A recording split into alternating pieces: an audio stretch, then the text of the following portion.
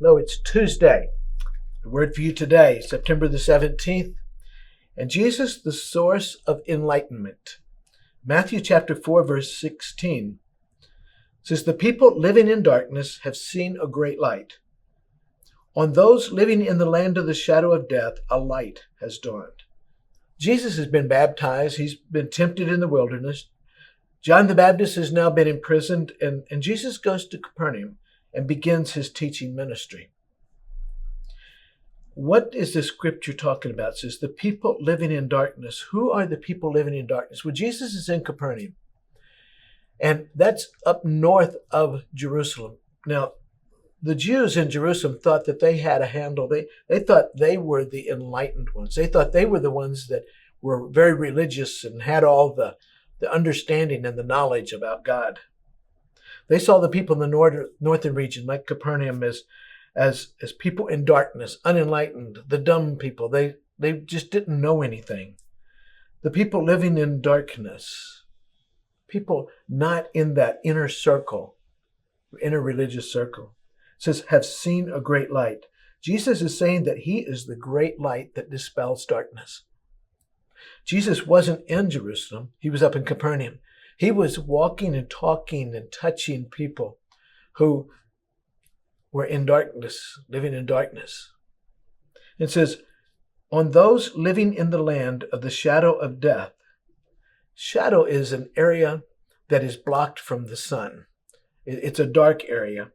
And these people were blocked from hearing about God because the people down in Jerusalem, they didn't want to mess with these dirty people up north. Jesus says, on those living in the land of the shadow of death, a light has dawned.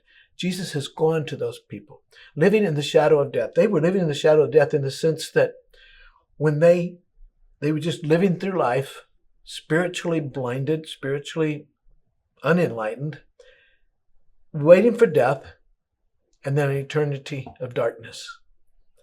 But Jesus has come into their life, and he dispels that darkness, and he gives them hope and a future. You know, many people in churches today are like that. We live in the shadow of death. We get up and we go to church, and we somehow make it through Sunday school, and then we struggle through a worship service. It's not really a worship service, it's just a church service, and we struggle through that, and now we can get back to life. We've gotten that out of the way. Sometimes we in the church, we see that we think we've got so much, we know so much. It's about a relationship with Christ. It's not about checking things off a box. It's about relationship with Christ. You know, vaccinations, you get a vaccination. And what is a vaccination? It's where they take part of the disease and they put it in you and so that to help prevent you from getting it.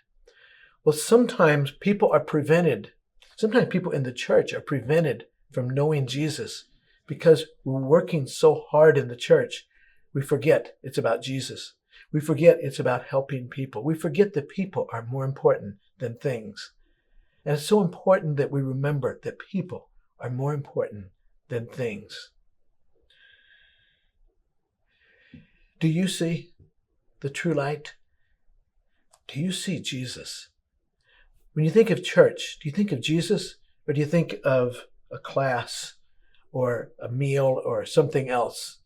What do you think of when you think of church? Is it Jesus or something else? Sometimes people in the church see things wrong.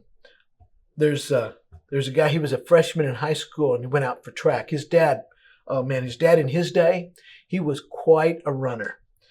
He ran the mile and he had a lot of athletic ability. His son didn't have that athletic ability, but he went out to please his dad, went out for track. So they come to the first track meet, and it's a two-man race, against the really good miler. Well, they take off and they go, and he is just left behind. He comes in way behind the miler.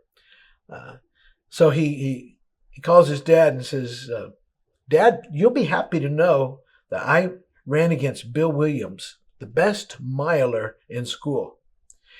Remember, it was two people. He came in next to last. while I came in second. Next to last, first would be next to last, when there's only two. He said it in such a way that it made it sound like he did so much better than Bill Williams. When the church, sometimes we do that. Sometimes we try to make ourselves look so much better than really what we are, rather than just being honest with God. Jesus, the source of enlightenment. Let's let Jesus tell us what we need to do to change, how we need to live our lives to please him.